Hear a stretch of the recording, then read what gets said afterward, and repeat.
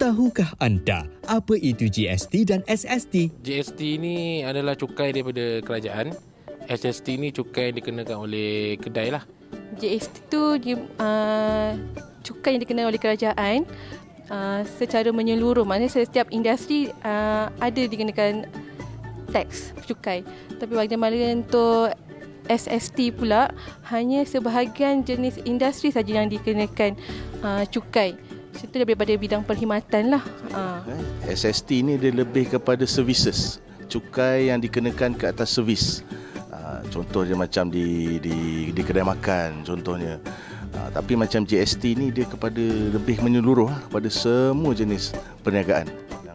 GST diperkenalkan di Malaysia melalui Akta Cukai Barang dan Perkhidmatan 2014 yang berkuat kuasa pada 1 April tahun berikutnya. Kadar standard untuk GST adalah 6% dan ia dikumpulkan pada setiap peringkat rantaian bekalan. Bagaimanapun, sesetengah barangan bernilai sifar manakala yang lain dikecualikan GST. Di samping itu, perniagaan boleh menuntut kredit cukai untuk GST yang dipungut dari mereka oleh pembekal mereka.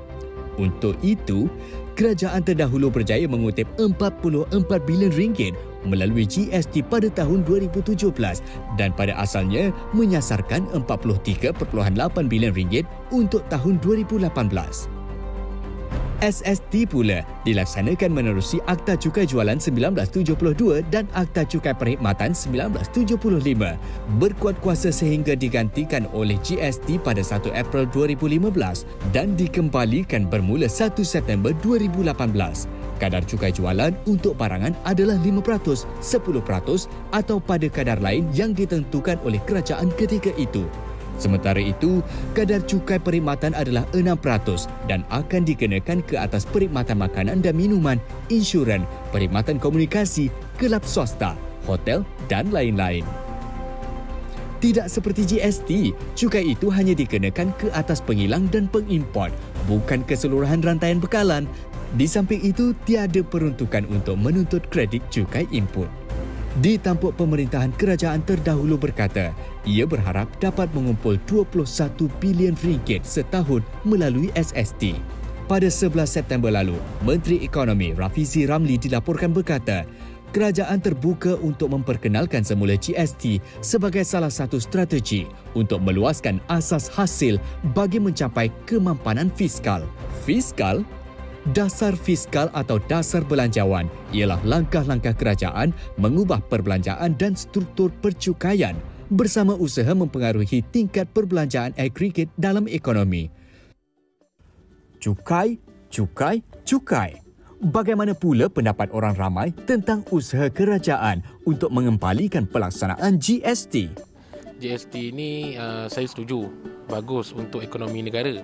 Tapi dalam masa yang sekarang ni, dalam keadaan orang kata rakyat dalam keadaan terbeban, jadi kalau nak mulakan pada GST ni, kita mula pada yang rendah lah, peratus yang rendah, dan kita mula pada yang bawah dan kemudian naik lah, macam tu lah. Selalunya netizen akan membunyi harga barang akan meningkat. Tapi sekarang ni tak ada GST pun harga masih meningkat juga.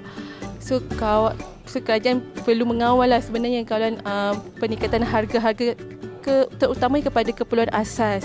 Saya tidak menitik beratkan kepada sama ada jenis ataupun nama cukai itu. Cuma saya berharap agar pihak kerajaan ini sekiranya cukai itu dikenakan, tepatilah ayat itu datang daripada rakyat dan kembali untuk rakyat. Seiring dengan kederasan arus ekonomi, setiap usaha yang dilaksanakan, pastinya rakyat menginginkan manfaatnya dapat dirasai bersama. Maka, rumusan yang ideal adalah penantian seluruh rakyat Malaysia demi membangun ekonomi negara.